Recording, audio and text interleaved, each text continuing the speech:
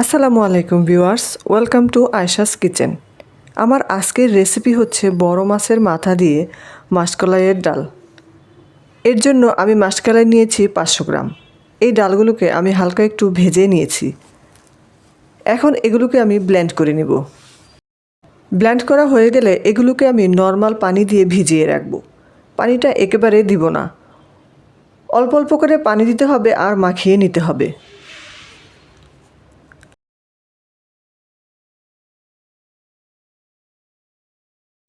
আর এখানে আমি মাছের মাথা নিয়েছি একটা। তো আর কথা না বাড়িয়ে চলে যাচ্ছি মূল রেসিপিতে। চুলায় প্যান বসিয়ে দিয়ে দিচ্ছি পরিমাণ মতো তেল। তেল গরম হয়ে আসলে দিব 2 পেঁয়াজ কুচি। পেঁয়াজটাকেও ভেজে নিব কিছুক্ষণ।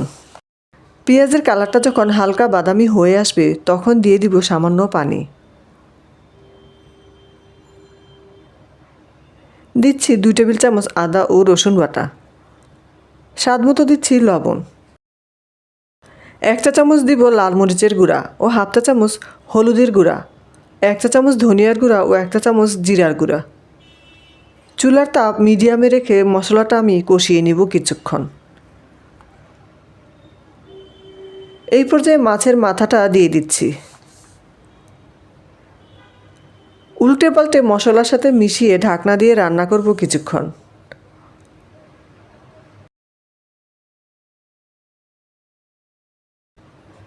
মশলার সাথে মাছটা যখন কষানো হয়ে যাবে ওই পর্যায়ে দিয়ে দিব আগে থেকে ভিজিয়ে রাখা মাসকলাইয়ের ডাল। বাটিটা ধুয়ে সামান্য পানিও দিয়ে দিলাম। এবার মাছ ও ডাল একসাথে ভালোভাবে কষিয়ে নিতে হবে। মাঝে মাঝে ঢাকনা খুলে নেড়েচেড়ে দিতে হবে আর খেয়াল রাখতে হবে যেন নিচে লেগে না যায়।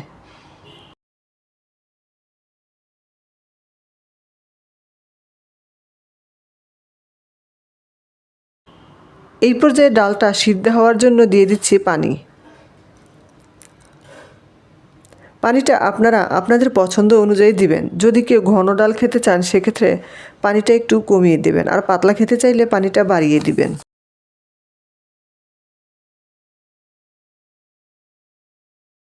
ঝোলটা ফুটতে শুরু করেছে। খুবই সাধারণ একটা রান্না, বাট খেতে অনেক মজার। চুলার তাপ এই পর্যায়ে মিডিয়াম থেকে একটু কম রেখেছি।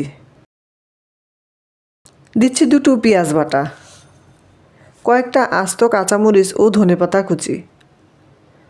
সব কিছু নেড়েচেড়ে মিশিয়ে ঢাকনা দিয়ে রান্না করব আবারও 5 মিনিট।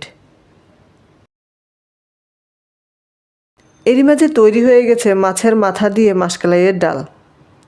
আপনারা দেখেই বুঝতে পারছেন যে এটা কতটা লোভনীয় হয়েছে। আমার বাসার সবাই এই ডালটা খুবই পছন্দ করে। যেদিন এটা রান্না করি সেদিন আর কোনো কিছুই করতে হয় না। আজকের রেসিপি কেমন লেগেছে কমেন্টে জানাবেন। যারা ইউটিউব থেকে দেখছেন তারা আমার চ্যানেলটি সাবস্ক্রাইব করে রাখবেন, আর যারা পেজ থেকে দেখছেন তারা ফলো দিয়ে রাখবেন। সবার সুস্বাস্থ্য কামনা করে আজকে এখানেই শেষ করছি। আল্লাহ হাফেজ।